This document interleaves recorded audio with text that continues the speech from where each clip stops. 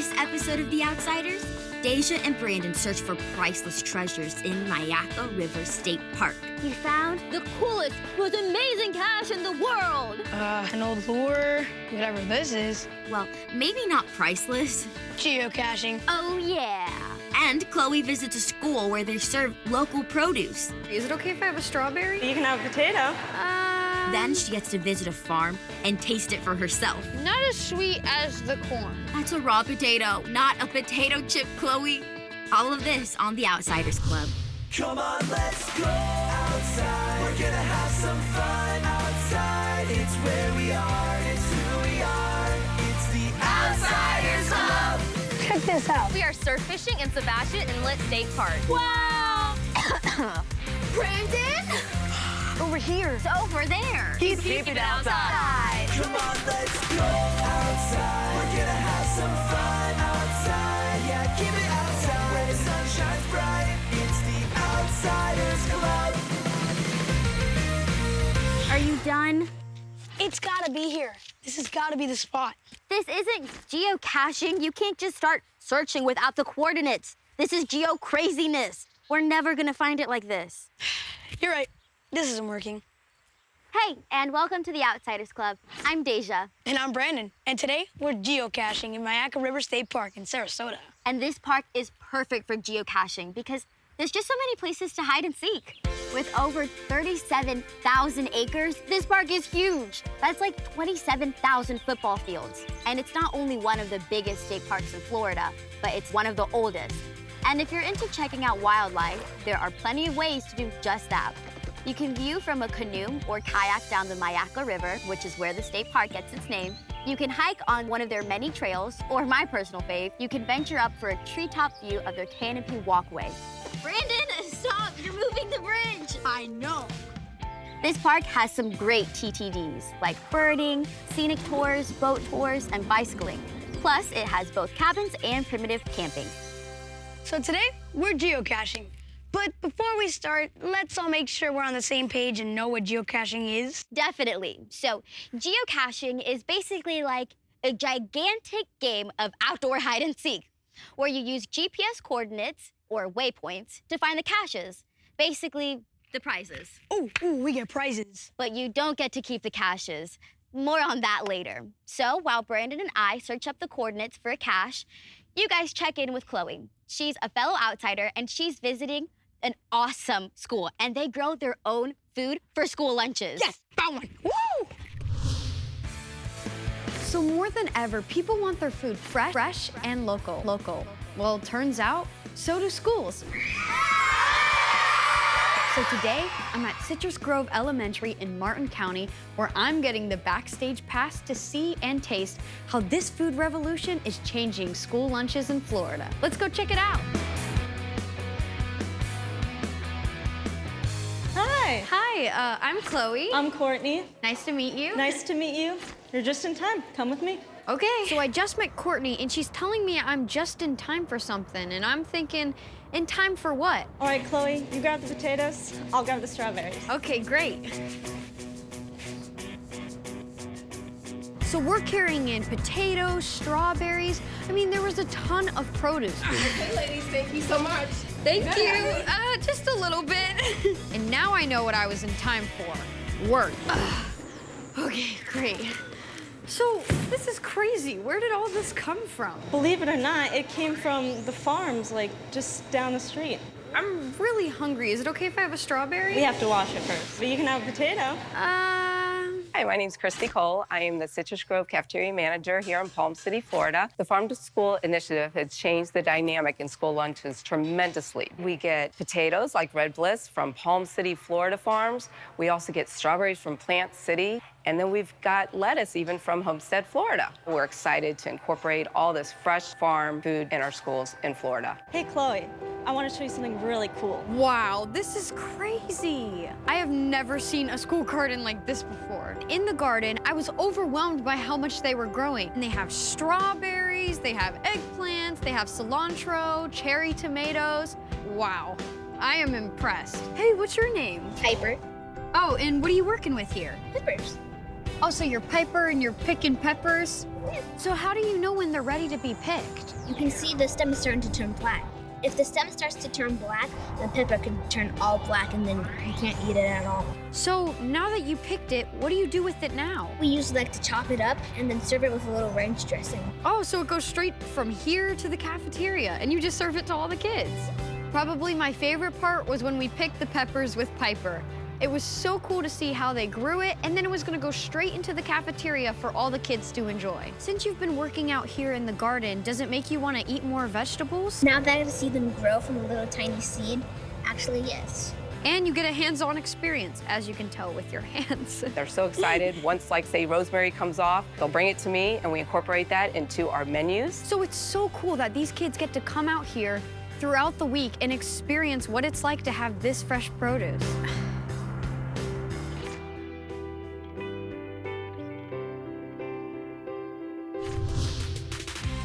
Hey, don't go away. I'm in a cornfield! You're watching the Outsiders Club. We'll be right back.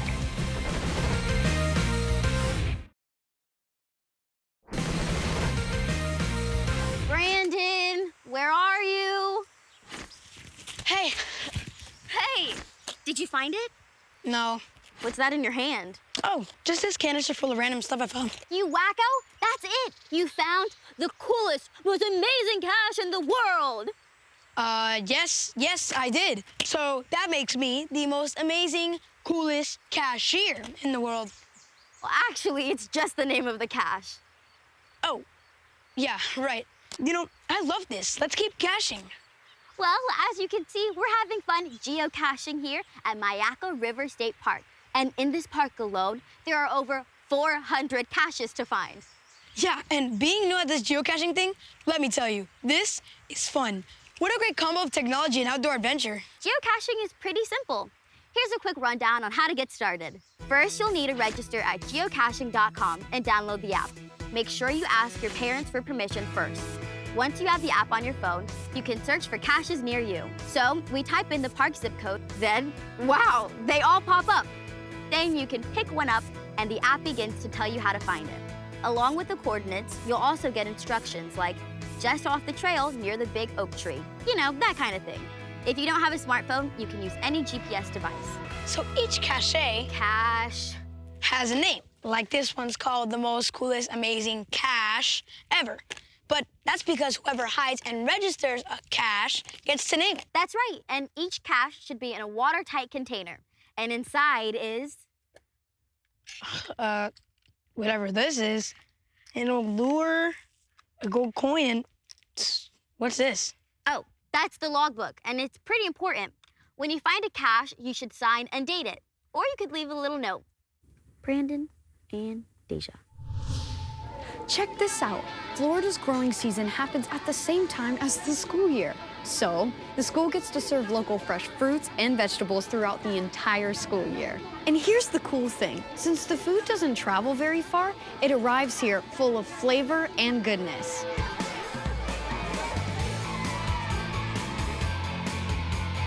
Today, I'm at Citrus Grove Elementary in Martin County, where I'm getting the backstage pass to see and taste how the food revolution is changing school lunches in Florida. And once again, Courtney put me straight to work when all the kids came for lunch. I got to wear an apron, I got out there, and I was serving them all the fresh potatoes that we took in from that morning. You want some potatoes? Yes, please.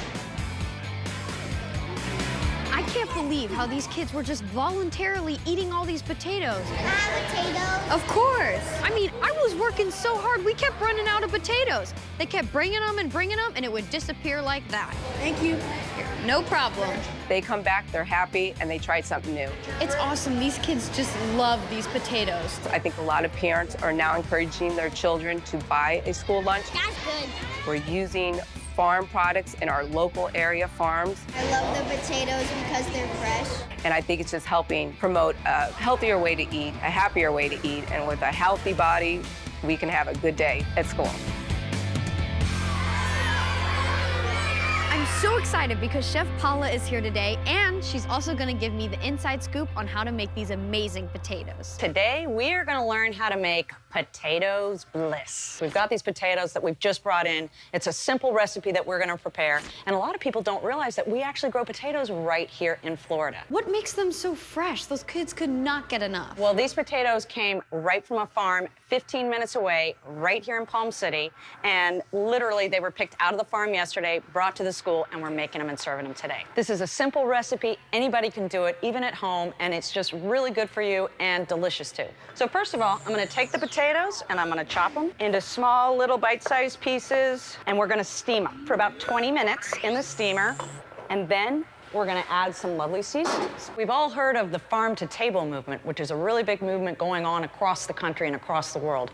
But we're actually taking that to the school level, where we're connecting local farms to the schools. It's the farm-to-school movement, and we're really proud of that. They have a great school garden here, and they have fresh herbs, they have peppers, things that they pick right from the garden. And the rosemary, isn't that gonna go on the potatoes right now? Yeah, it is. Straight from the garden. Actually, I needed you to get some rosemary for me. So Chef Paula sends me on an errand to go get rosemary, but not to the grocery store. It smells so good when it's fresh like this. How about this? Awesome. Now that's a lot of rosemary. Follow me, grab those potatoes. We're gonna take them and put them in the steamer. Got it, let's do this. So what we're seeing here today is the product of the Farm to School program. All right, now put them in end in, where we connected the local farmer here with product that came into the school. We created a simple dish with their potatoes, and that went right onto the plate for the kids to eat. A lot of people think that everything that is served in a school cafeteria is processed. Well, in reality, there's actually a lot of food that comes from a local farm. We are not only helping the local farmers, but we're helping the schools to meet the farmers and the children to understand where their food comes from. It's gonna add a little color to the potatoes as well, which is just, you know, we eat with our eyes as well, so it's important that we add color to food. Especially for kids, they want everything that they eat to be appealing. I know, they smell delicious already, don't they? Oh, those smell so good. You know what? So let's put some seasonings on. We're gonna do a little bit of butter, a little bit of salt, just for some flavor, dried herb seasoning. We're using that a lot in the schools so we can reduce the sodium. Fresh rosemary. My personal favorite part. Wait till it hits the heat, you'll smell it all over again. Oh, yeah. And a little bit of pepper. Okay, we're gonna toss that a little bit. I'm already smelling all the flavors. Nutritious and delicious. Exactly. Red bliss potatoes that came right from the farm that we have turned into this delicious dish for schools. The crazy thing about the potatoes is they're not from Idaho. They're from right around the corner. There you Awesome. I'm ready to dig in. go. Me too. These kids love these potatoes because they're fresh. So good. They have a great flavor, and they don't even know it, but they have a higher nutrient content, and they're delicious. Now I see why the kids were all freaking out. It all makes sense now. And anybody can do this. Anybody at home can make this recipe. You're watching The Outsiders Club, and we'll be right back.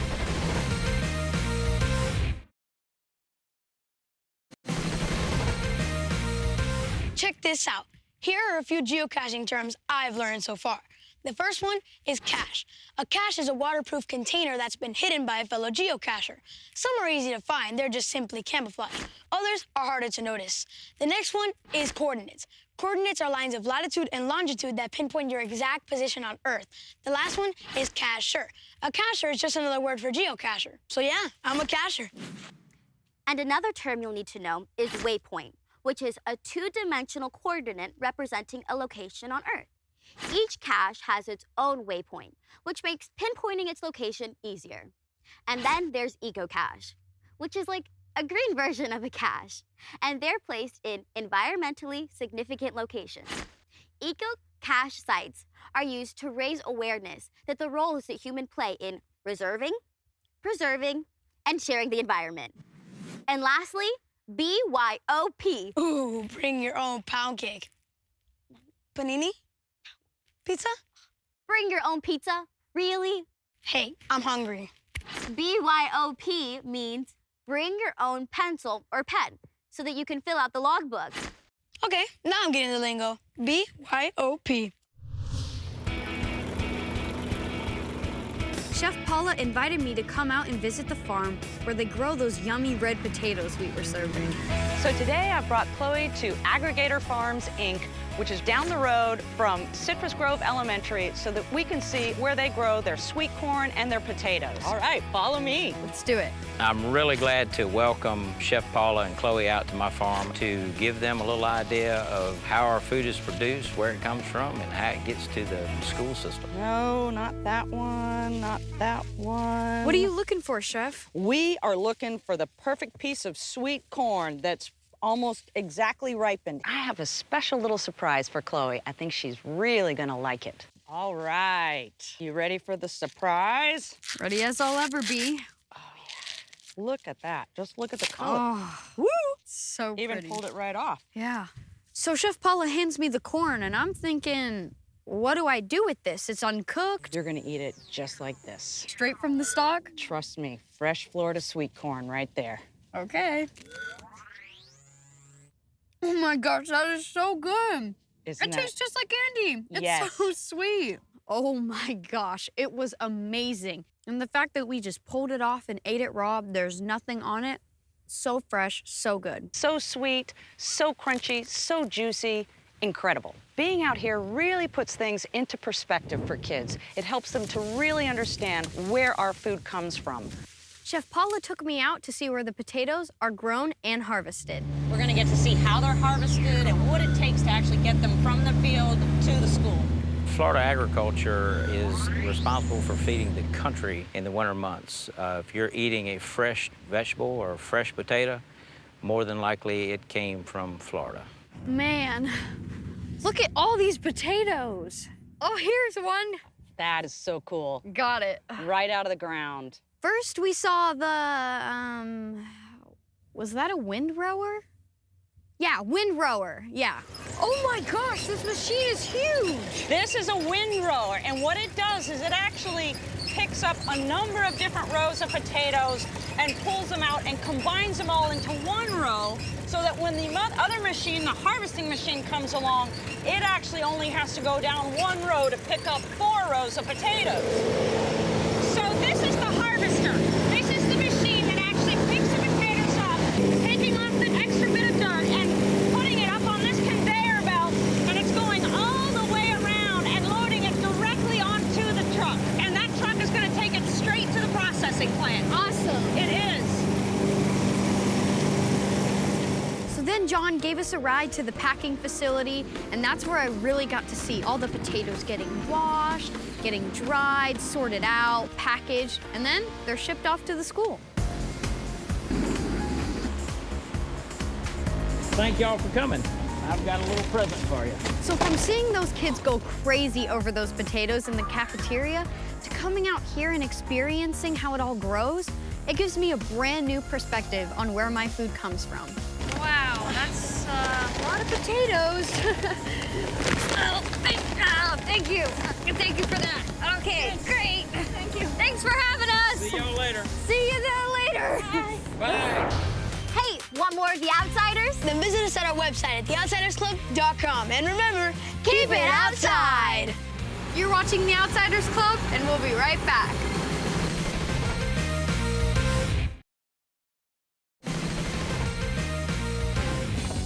check this out. Alligators, manatees, rare birds, key deers, and otters are just a few of the wild animals that can be seen in one of Florida's 174 state parks. So kids, ask your parents to take you to a state park. Learn more at floridastateparks.org. Hey, Brandon, look at all the gators. Wow, they're all so big. Look at that one. It's huge. So what's in the container? Well, we found over 10 caches, but I really want to hide a cache. Okay. Do you know how to do that? Yep, we got to get it approved by a park manager. Okay. So again, what's in the container? Well, I picked out a few things to put in our cache. Oh, I can't wait to see this. We have an old phone, a shark tooth necklace, an orange, and whatever this is. That's my lipstick. Where did you get this? And you can't put an orange in there. Brandon, okay, well, we're almost done, so let's say bye, and I'll help you fix your cache. We want to invite you to come to Myakka River State Park so you can find this cache we're about to hide. We call it the Outsiders Cache. Go to theoutsidersclub.com for more details, and remember, keep it outside. All right, we better get out of here before we eat all of this farmer's corn. Agreed. Okay, Where are we? Okay, yeah, I think this is the way. This doesn't really look familiar to me. I think this looks familiar. I think we should call the farmer.